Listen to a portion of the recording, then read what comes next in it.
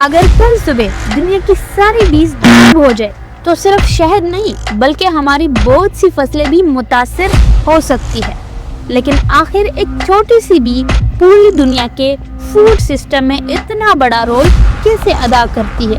جواب جان کر آپ بھی حیران رہ جائیں گے۔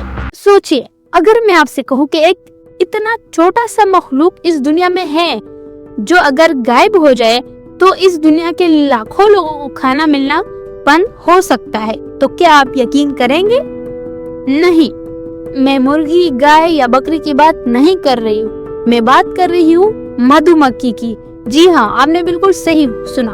اکثر لوگوں کو لگتا ہے کہ بیز صرف شہد بناتی ہے، لیکن اصل میں ان کا سب سے بڑا کام شہد بنانا نہیں ہوتا بلکہ ہماری زندگی بچانا ہوتا ہے۔ جب ایک بی پھول سے پھول تک جاتی ہے تو وہ صرف رس نہیں اکٹھا کرتی بلکہ وہ پولن کو ایک پھول سے دوسرے پھول تک پہنچاتی ہے۔ اسی پروسیس کو پولینیشن کہتے ہیں اور یہی سے شروع ہوتی ہے ہماری کہانی۔ دنیا کے بہت سے پھل، سبزیاں اور نٹس اسی پولینیشن کی وجہ سے اگتے ہیں۔ اگر بیز کی تعداد کم ہونے لگ جائے تو کئی کراپس کی پیداوار بری طرح سے متاثر ہو سکتی ہے۔ سوچئے، تربوز، بادام اور کوئی فصل نہیں ہوگی، ان سب کی کوانٹٹی بہت کم ہو جائے گی۔ لیکن سب سے حیران کر دینے والی بات ابھی بھی باقی ہے۔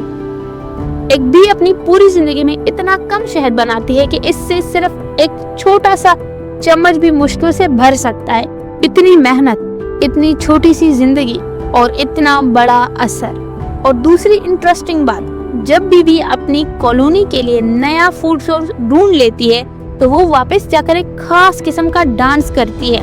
اس ڈانس سے دوسری بیز کو پتہ چل جاتا ہے کہ پھول کس ڈائریکشن میں ہے اور کتنی دور ہے۔ یعنی ایک چھوٹا سا انسیکٹ بنا کسی میپ اور جی پی ایس کے اپنی ٹیم کو راستہ بتاتا ہے۔